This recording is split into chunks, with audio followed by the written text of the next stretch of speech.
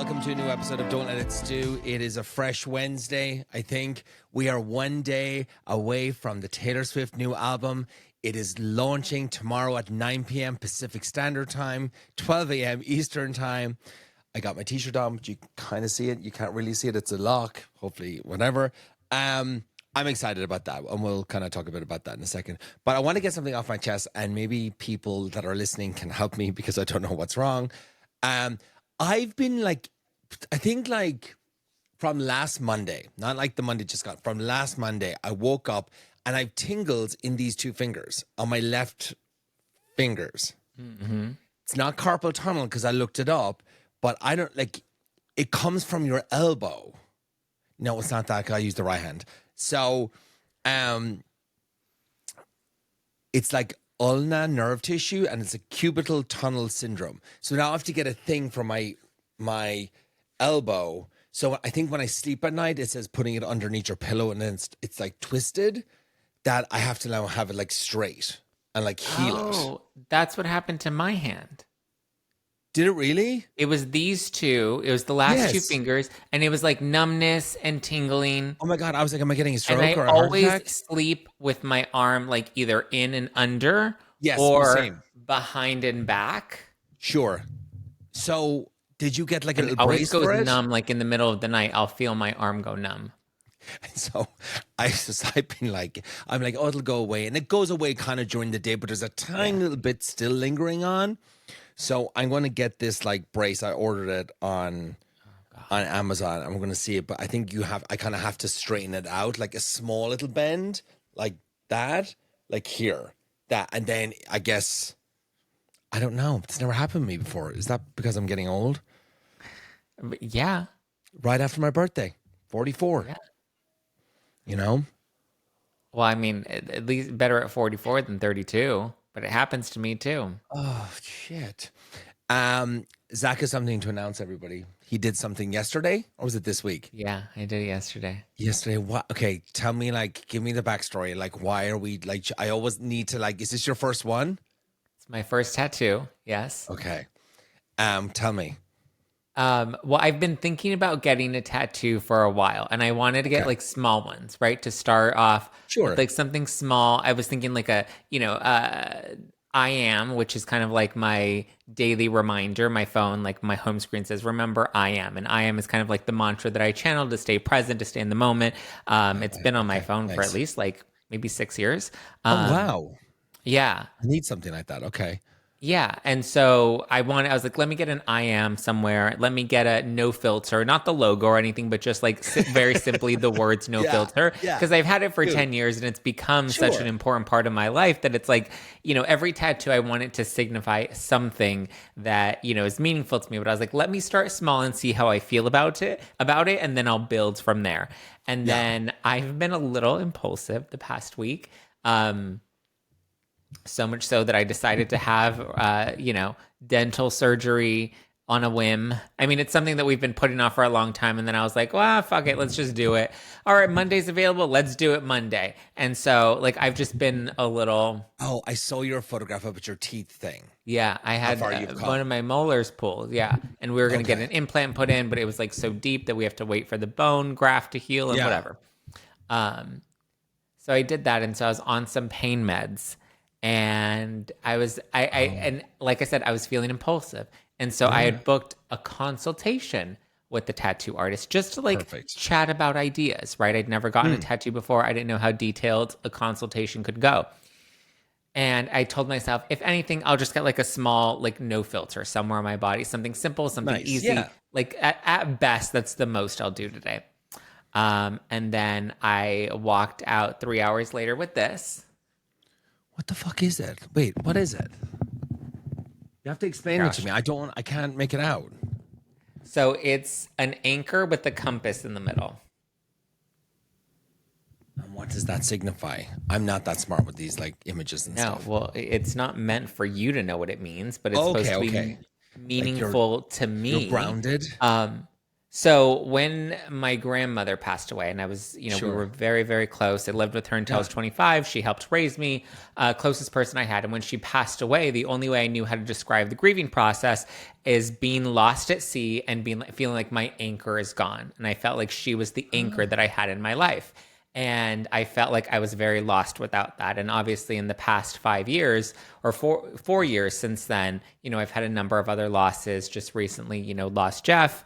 It was interesting. I just had a reading with this woman on YouTube. Her name is Fem Tarot. It was a private reading that we did. Yeah.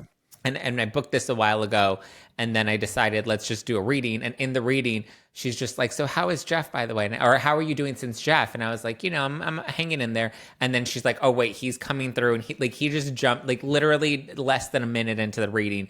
Wow. Jeff came in and my grandmother came in at the same time. And she was like trying to fight off messages from both of them at the same time, because they were just flooding her with messages that I guess I needed to hear. But so the anchor is to symbolize the fact that in the last 4 years, I have now become my own anchor, because there's nobody else in my life that I need that anchor for. I learned how to develop that strength within myself. But then the compass within the anchor is meant to represent the people that I have lost that are on the other side, that are helping to guide me from behind the scenes. So nice. It was. Oh, I like that. It's significantly bigger than I was expecting. Yeah. Well, not expecting, but then I was planning originally. And then I was like, you know what? Screw it. Let's just, and it's very, I told myself something small and something simple, not a lot of shading, not a lot of detail. And then, the tattoo artist, like, let me just mock something up for you. I gave him some examples of what I was ultimately looking for long term. And he's like, let me sketch something up and see how you feel about it. And then I was like, you know what? Let's do it. And I was all in. That's amazing. So like you went in for just like no filter and you come out with like anchors and like And I didn't even get my little no filter. I have to go back and get that at some point. But this one was just like, at least it's meaningful and it's big. And that's what he said. He's like, I prefer for a first tattoo for somebody to come in and do something big, because then that means you're serious about it, rather than you getting something small and then maybe regretting it later. And unsure, and like yeah. Big and meaningful is usually better for your first. That's really interesting. I'm just interested. How long does it take for, when you describe that to how long did it take for him to like draw that out in like a nice image to sell it to you, for example? 30 minutes. He did it in 30 minutes. He sketched. Crazy. I gave him some examples. I was like, I like this and I like this, and this is kind of what I want, and this is where I want it. And he's like, okay, let me take all of that and let me sketch something together for you. Oh my God. And so that was about 30 minutes. And then, so I came in for my consultation at 2:00. And then I left like a few minutes before 5:00. So and you're all done. In total, I was there for 3 hours, but the tattoo itself was maybe only like a little over an hour and a half, 7. Yeah. That's fast. I feel like that's really fast. I was surprised at how fast. That's why I was like, he's like, well, I can do it for you today. And I was like, oh, like right now? He's like, yeah, I could do it right now. He's like, I have time. And he was like, listen, I'm leaving to Texas. This is my last day in town before I come back because I'm traveling. He's like, I can do it now if you want to do it now. And I was just like, you know what? Life's short. Fuck it. Let's do it. I'd be the same way too. I'd be like, fuck it. Let's just do it. Yeah. Reminds me of a time when I went to the dentist and they're like, you need a root canal. I can do it now if you want. I'm like, okay. I said, fuck it. Let's just do it. Like, let's get it done. That's I just had my. I didn't even know what that felt like, or was it going to be painful? He was actually lovely and it was actually great. Yeah. And then I'm glad I could at least go through the recovery of dental surgery and the recovery from the tattoo in the same week, rather than 2 separate weeks. Just high as a kite doing your podcast all week. I know. All right. So as I mentioned at the beginning of the show, the album comes out tomorrow. The Taylor Swift, The Life of a Showgirl. She is dropping hints left, right, and center. We are really convinced that we're going to get something from Reputation. We're going to get the vault tracks. I feel like they're coming. She's using samples of music in all the kind of videos she's been talking about, like the Target video and the Target drop. And, there's... And did you see the lyrics? The lyrics as well. Yeah, they're cute. And then you saw the thing with the lyrics on the Reputation album that she... Yeah, and they have the capital letter and it's... Yeah. Yeah. So I don't think it's necessarily going to be the Reputation album, but it's going to be like the tracks, the Fire Vault tracks, but we're not going to get it now because she's not going to want to disrupt the streams from The Life of a Showgirl. Yeah, she's going to they're saying that she's hoping that her goal is to beat Adele. for the. So Adele's best records in her first week for the most recent album, I think was it 21? The her best was 3.5 million records. So Taylor's hoping to beat that, and I believe pre-sales have already taken. What? I thought she hit 5. I heard, or is that like a different category of Adele? 5 million? No, Taylor Swift. I mean, it could be streams, but this is records sold. So this is to get on like the Billboard charts and all of that stuff. And that's harder to do because people don't buy records; they stream on Spotify or wherever, or Apple Music. So the goal is to beat Adele's record, which is 3.5 million. But they said Taylor Swift's pre-sales already have her at 2 million, so it probably won't be too hard for her to hit another 1.5 million. That's insane. In the first week. Crazy. Yeah. So Friday, I'm all booked in. We're going to go see the movie at 7:00. It's 89 minutes. And it's tied to the album. You're going to get a music video, behind the scenes, commentary, all that kind of stuff. Probably, or maybe it's going to be more than just a concert replay. Because she was recording in Vancouver in the last 3 shows. So she's going to be doing something with that behind the curtain. I don't know what it is. Pre-sales, you're tracking 35 to 40 million in the opening just for that movie thing. That's fucking crazy. I'm just trying to see is there anything else. Box office 4% of 2004. Yeah, Cheesecake Factory at 5:00 and then the movie at like 7. They're saying that maybe the surprise is either a Reputation something or a secondary album. I saw one TikTok girl, she was like, there's the life of a showgirl, but then if you look at her Target promotion, she kicks the bucket. So what if there's the life of the showgirl and then the death of the showgirl? Yes, because with the front poster that she has and the Target thing, is that the death of it, and then behind it is oh, God. It's like, what's she doing? It's crazy. It's fun to go down the rabbit hole. It really is. I told you, I've become such a Swiftie lately. I keep listening to all of her music. I'm like, wait, when did I become such a Taylor Swift fan? I listen to Taylor Swift every day now. Well, I mean, now's the right time because you're just getting built up for it. Oh my God, I want to ask you because I haven't asked you in so long, so you can't shout at me. So, any updates at all on Blake and Justin? I look at is it Elrich's stuff? Yeah. I'm just so confused though. I'm just like, it's just something after the next.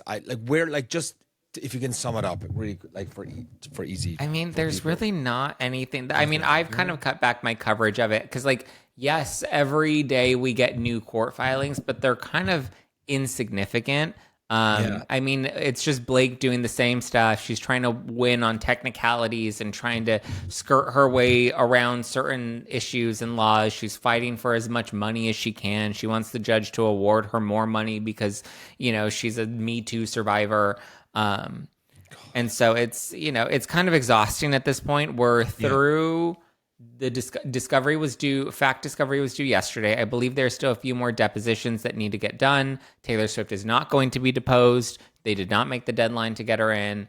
That doesn't mean that she might not be a relevant witness come trial, but as of right now, it's probably going to go a little stale over the next couple of months as they prepare for the trial, but trial's not until March.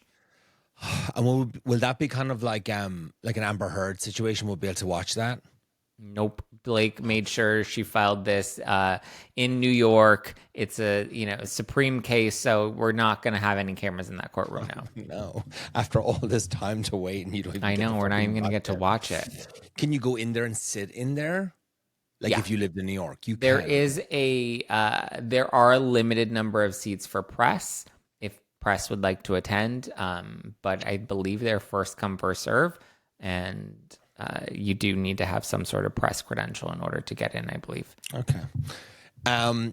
I sent it to you yesterday, the Madonna podcast with Jay Shetty. I don't know if you had time to listen to it or not. I haven't listened to it yet. I only caught one small clip on Instagram, but I haven't listened to it yet. If anybody's ever interested in learning about what Kabbalah is or anything like that, it's a fantastic episode. She talks about her spiritual journey. She goes through, she goes deeper. I've never seen her kind of go this deeper because ever since I've done Kabbalah, 2 years now and stuff. They've stopped classes for a minute. I have to go back and think the end of October to start back up again. And so it was really nice for me to listen to it. And my teacher's on there too. Like Ethan comes on like on the second half of the podcast. That's really good to listen to him because he really explains like the beginners, like Kabbalah, like the simple tools. And Madonna was like kind of talking about it at the beginning before he got there. She's kind of wishy-washy about it. Like she's trying to explain it. I don't know if she explains it very well, but wait for the other guy. And it's like 2 hours long, 2 hours and 10 minutes long. The podcast is. There was one thing cool that popped out for me. There's this like thing called radical acceptance, where it's like anything that happens in your life, whether it be pleasant or painful, and there doesn't have to be any reason, you just have to accept it. Like it's just, you learn like things like that. Like it's really cool, spiritual, universal stuff, and certainty beyond logic, like all those kind of terms. But it's cool. Like listen to it. It's really interesting, and it was nice to kind of watch it. And she gets a bit snippy with him though. Like sometimes she can kind of like, she kind of claps back a bit. It's like, girl, relax. Like it's Jay Shetty. He's lovely. Like, just kind of like, well, no, not like that. Like she'll kind of just like kind of turn around and he'd be like, oh God. And he'd be like, oh, do you know what, Madonna, what you just said, like was just so like fantastic. And I'm going to take that with me. Like he was just like she's a lot. She's like, she has this energy. I feel like if you were to interview her, like you'd be kind of scared of her. Like, I know she's very like just tough. Yeah. That's what I kind of got from it. You know, I was like, oh Jesus. She does talk about the first time she went to Kabbalah and Ethan is there. And I feel like she was kind of pissed off. Like Jay Shetty was like, hey, when you met Madonna and stuff like that, well, I had a friend come in and she said, I'm going to bring my friend Madonna next week to the class. And he's like, great. He's like, can you show me a photograph of her? I don't know what she looks like. And then Madonna is like sitting there going like, are you naive? Like what? Like, and he's like, no, I was so like deep in my studies with Kabbalah. Like I knew her name, but I've never seen her. He's not listening to Madonna.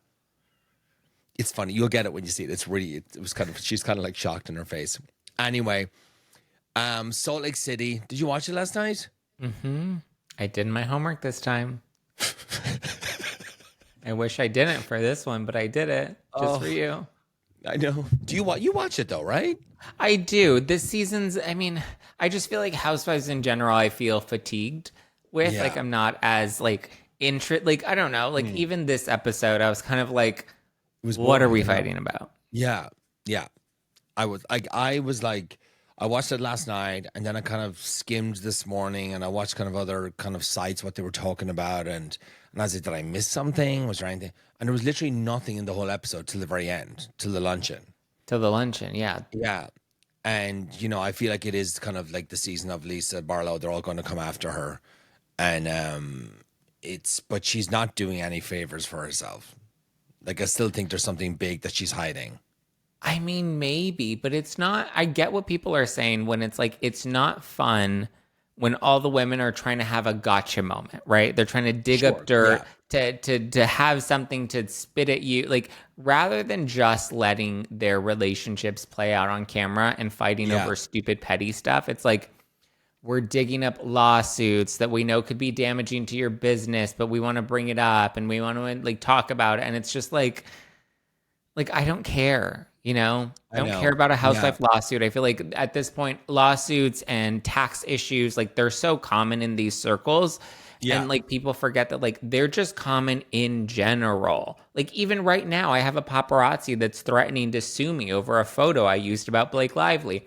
And, and it's just, and that's kind of the things that like these things just happen. You do things, you make mistakes. Like that's why Whitney, I appreciate that she's being honest and candid about like, yeah, my business is screwed up and I'm failing at it and we're losing money and whatever. It is what it is.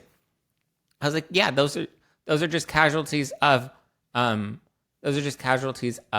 business. Yeah. Yeah. And so are lawsuits. I feel like it's just very like she seems to be so reactive so fast, Lisa is, and it was just like they're all they all go shooting and stuff like that, right? And then one group doesn't get invited and the other group does, right? And then like Heather's like, oh, is this like the super group? Like, Heather like starting shit already. And then like they go into this luncheon and the girls are kind of like, and Lisa's like, I'm gonna get him. Look what I've set up. This is fucking awesome. And it's just like these poster boards from like FedEx Kinkos of just like dismissed, like just stuck on them. And they're probably just like fake documents. They're probably not even her real like court documents and like things are redacted like and photoshopped versions. some Photoshop. But then like out of all of that, then you have like two photographs. Like one is like kind of courtside, and then the other one is like on a yacht. That's like 60 feet away. I was like what? That was so random. Is that just saying like we have so much money? Look at us, like we're not struggling. Like, I guess that's like her intention, is to make it seem like she's fine and she's not struggling, but I don't feel like it's doing her any favors. No, it's not. Sorry if I sound like I'm slurring my jaws. No, you got surgery. I've been talking so much. I'm trying to not talk so much because I'm trying to not have this thing pop out of my mouth. They just go back and forth. I mean, the whole thing, it's just like, as Zach said, like, it's just kind of like, it's exhausting. Like, there's no, like, we're not finding out anything about their lives. Then we pop over to Bronwyn and her mom and the dad in that situation and Todd. And of course, the mom is like, just like slides her and just be like, well, you kind of got out of this by being with Todd and you snuck away from this by being taken care of. It's just like, it's just funny. Like, she's looking for this like validation from her parents. She can't get it. Like from her mom. Never gonna get it. Never gonna get it. Just like, yeah, just you better off just move on. Just live your life.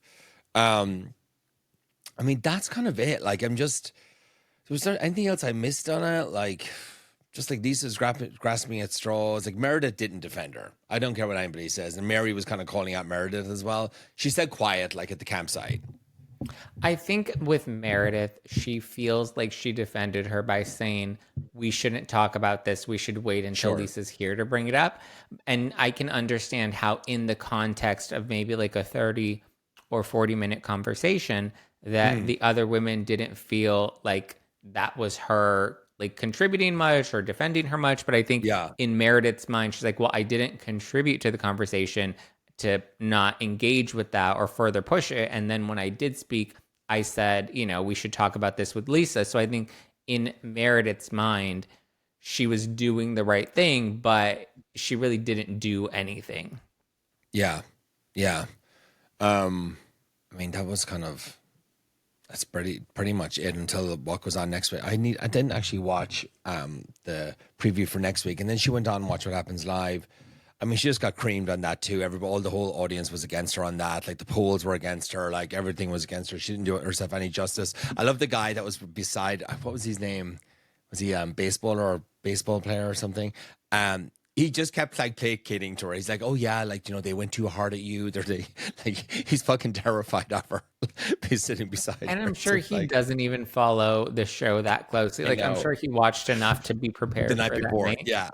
Yeah, exactly. But it's not exactly. That, yeah. How do you feel now? We have Orange County on Thursday. I don't even know. Like I don't like. I was thinking about it today before I came on the podcast with you, and I just was like, I don't even know what kind of questions do I have now with Orange County. I saw on BravoCon there's no panel for Orange County. They brought out the schedule, and I don't see it on any of the stages. But like there are some of the women are on panels there though. Yeah, they're going, but they're not doing. There's not like an official OC panel. Yeah, I think they're gonna put OC on pause for a minute. Yeah, I can see that too. I just don't know how they. I don't know how they move forward. I feel like the cast is so fractured. I mean, I heard, was it you? Someone sent me the link with the cast rumors that everybody's coming back, but Shannon may be demoted, and they're also trying to figure. Oh no, somebody I remember who sent it to me, and that they're considering bringing. Yeah, they're considering bringing Alexis back in like a friend of capacity, and Shannon will return, but they're going to demote Shannon. And Katie's not expected to come back. Yeah. But the rest of the cast is expected to come back in their current positions, minus Shannon, who's likely to be downgraded if she chooses to return. Really? I heard that it would be Shannon, Vicky, Tamra, Katie, and possibly not the other two. Gina and who else? Emily. I don't know about Heather because the 20. But Alexis, like, I feel like they should bring back. I would love Joe De La Rosa to come back. Is that her name? Yeah, I've been watching her Instagram. I really, really like her. And then we got BravoCon. I'm going on the Friday, and I'm going to go to see Amy Phillips on the Thursday, and probably Heather McDonald on the Saturday, and then just like, or no, Heather McDonald's on the Friday, Amy's on the Thursday. Amy goes all weekend, but and then just like bolt out of there on Saturday. I'm not staying for the whole weekend. You know, it's like one day is enough there. It's just walking around and just seeing things. So you're going to BravoCon. Yeah, I'm going to go on the Friday. Do you already have passes? I have a pass, yeah. So we'll see. I mean, it's just fun to go. I'm going with Jamie Rice is going as well, so I'm going to hang out with her, and probably Heather or Brandy and Julie will be there. Just, you know, Amy will be there as well, so it'll be fun. I like to go. I haven't been to Vegas in a while, so that's pretty much it. It was a quick episode today. There's not really much. That's why I like to do my episodes towards the weekend, so I have more to talk about. That's why I do them on Thursday, Fridays. It's been a slow news week. Yeah, there's nothing. Oh, and you have Keith Urban. Housewives just hasn't really been hitting. No, it doesn't. It hasn't been, and it's just like so frustrating. And it's like, I mean, even, you know, thank God for Taylor Swift album tomorrow, because then you have Housewives tomorrow night. Probably won't be watching. Oh, that, are you going to listen to it? And you should do a review of Taylor Swift's album, track by track, with somebody. I mean, maybe not track by track, but just like an overall. Just like here's my score, and here are my favorites, and here are my least favorites. Yeah, yeah. All right, Zach, tell everybody where they can find you. You're like at the dentist. At the dentist. Zack Peter all over the internet. I have a podcast that you probably know about called No Filter with Zack Peter. Streams 5 days a week. So you can catch that. And yeah. All right, everybody. Thank you so much for listening. You know, I'll just bring it the next episode. We were a bit quiet today. I know we're more like, sometimes we're like usually yelling, but you know, tonight's a quiet day. If I didn't just have surgery, I would have a lot more to say. But my mouth is like, I had to give so much energy to tape my show this morning, and now I'm just like, I can't even imagine. Well, look, I really appreciate it, and I'll talk to you soon. And take care and look after yourself. Bye, everyone.